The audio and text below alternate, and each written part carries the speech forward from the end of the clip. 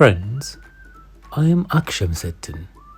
They call me the spiritual conqueror of Istanbul, because I gave moral support to the Sultan and the army during the conquest of Istanbul, and made them believe in the conquest. I am one of the most important scholars of my time. My real name is Mehmet Şemseddin. I was born in Damascus in 1389. We were 12 brothers and sisters. Our parental lineage goes back to the first caliph, His Holiness Abu Bakr. My father, Sheikh Hamza, was a smiling, loving man who loved all his children very much. I had my primary education from my father. He taught me to be organized and to work with discipline. He used to say that Cosmos is a huge book to be read on the nature walks we took together. He used to tell me, reading starts with seeing, my son. Look so you can see. See so that you can read. Read so that you can increase the value of your life with knowledge. There are verses everywhere for those who know how to read. Like every child, I loved to play and have fun, and enjoyed learning new things.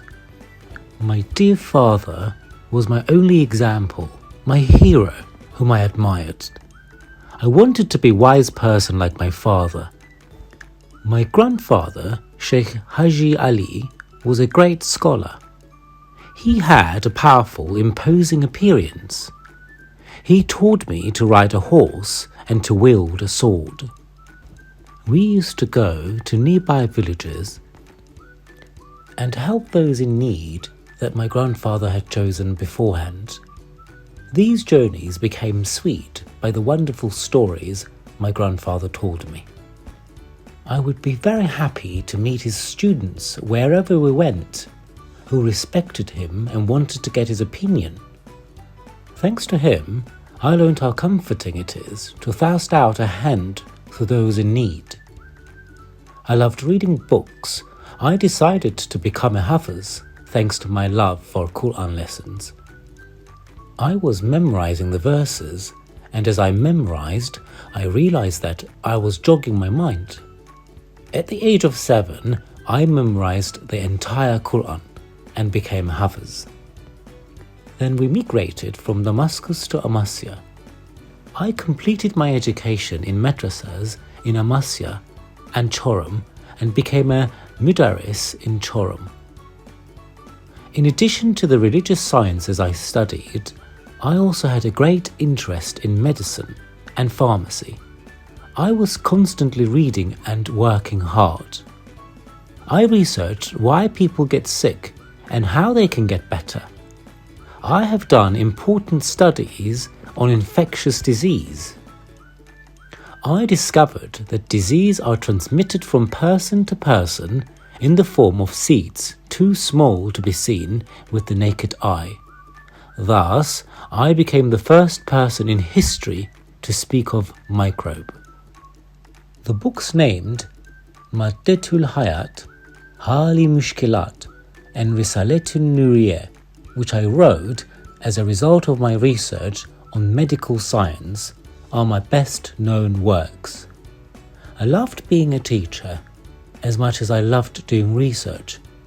I worked in Ottoman madrasas for many years and I trained hundreds of students. But I was not contented with that.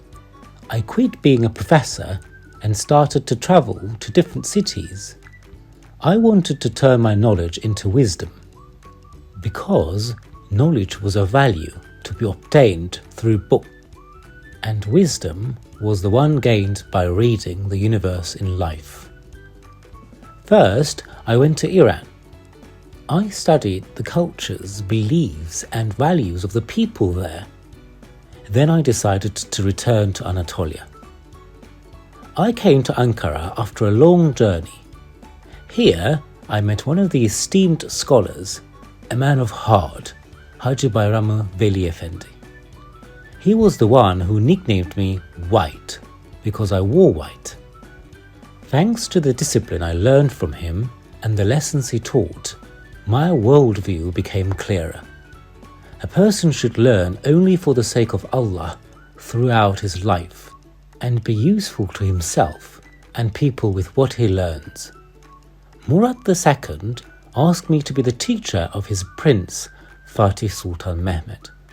For the conquest of Istanbul, the young Fatih Sultan Mehmet would lead the army. With the advice and lessons I gave him, I encouraged him to achieve a great victory. Istanbul was conquered by the determination of the soldiers and the strength of Fatih, of the commander. When we entered the city on white horses, people welcomed us happily with flowers.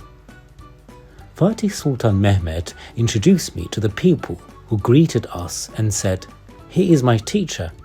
He is the spiritual conqueror of the city." He showed me his love and respect. 3 days after the conquest, Hagia Sophia was turned into a mosque. Here I became the imam and led the first Friday prayer. The big city of Istanbul was conquered with great difficulty. It required patience and faith.